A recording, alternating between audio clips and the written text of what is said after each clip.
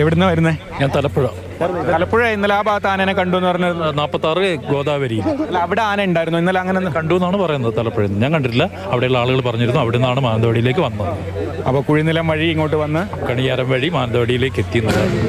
ടൗണിൽ എന്തെങ്കിലും ജോലി ചെയ്യുന്ന അല്ല, അതോ ഹോസ്പിറ്റലിലേക്ക് വന്നായിരുന്നു.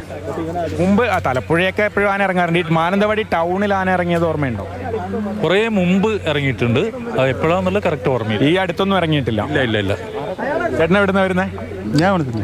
അടുത്താണോ താമസം? ഇതിന് മുമ്പ് ആന ഇതിലേക്ക് വന്നിട്ടുണ്ടോ? എന്തായാലും ആളുകൾ ഇപ്പോഴും പുതിയ പുതിയ ആളുകളൊക്കെ ഇങ്ങോട്ട് വന്നുകൊണ്ടിരിക്കുകയാണ്. നേരത്തെ നമ്മൾ മാനന്തവാടി UP സ്കൂളിലെ അധ്യാപികയുമായാണ് സംസാരിച്ചത്. അവർ കുട്ടികളെയൊക്കെ സുരക്ഷിതമായി മാറ്റിയിട്ടുണ്ട് എന്ന് പറഞ്ഞു.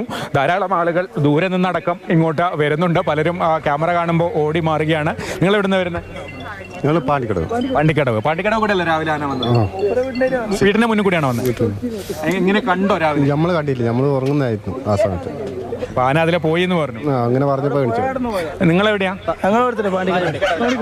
നിങ്ങളൊക്കെ വീടിന്റെ അടുത്തൂടെയാണോ വന്നത്? ഇവന്റെ വീടിന്റെ ഫ്രണ്ടിൽ കൂടെ അന്നേരം അറിഞ്ഞോ? ഒന്ന് പോയാടുന്നു, അങ്ങനെ പോയി കണ്ടില്ല. ഈ ഭാഗത്ത് ഇപ്പൊ പെട്ടെന്ന് ഈ കാട്ടാനനെ കാണുമ്പോ ആന വരുന്നൊരു സ്ഥലമല്ലല്ലോ. കാട്ടാനയാണെന്ന് പോലും നാട്ടാനയാണെന്ന് വിചാരിച്ചിട്ടുണ്ടാവില്ല. കഴുത്തിലൊരു മാല ഉള്ളതുകൊണ്ട് ആരും അങ്ങനെ ശ്രദ്ധിക്കുന്നില്ല. ഇത് നാട്ടാനാണ് കാട്ടാനാണ് തിരിയുന്നില്ല. ചിലവർക്കെല്ലാം മനസ്സിലാവും, ചിലവർക്ക് തിരിയില്ല.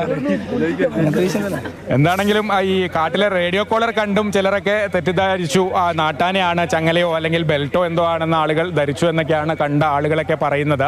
എന്തായാലും വലിയൊരു അമ്പരപ്പ് തന്നെയാണ്. ഈ ഇടവക പഞ്ചായത്ത് ഒരു ഇഞ്ച് വനഭൂമി ഇല്ലാത്തൊരു പഞ്ചായത്താണ്. വയനാട്ടിൽ തന്നെ അത്തരം കുറച്ച് പഞ്ചായത്തുകളേ ഉള്ളൂ വനഭൂമി ഒട്ടുമില്ലാത്തത്. അത്തരം ഒരു പഞ്ചായത്താണ് ഇടവക. ഒരുപാട് വിദ്യാഭ്യാസ സ്ഥാപനങ്ങളൊക്കെ മാനന്തവാടി ഗവൺമെന്റ് കോളേജും BEd സെന്ററും കണ്ണൂർ യൂണിവേഴ്സിറ്റി ക്യാമ്പസൊക്കെ ഉള്ള സ്ഥലമാണ്. അതിനടുത്തുകൂടിയൊക്കെയാണ് ആന രാവിലെ ഈ ആളുകളെ ഭീതിയിലാക്കി ഓടിപ്പോയത്.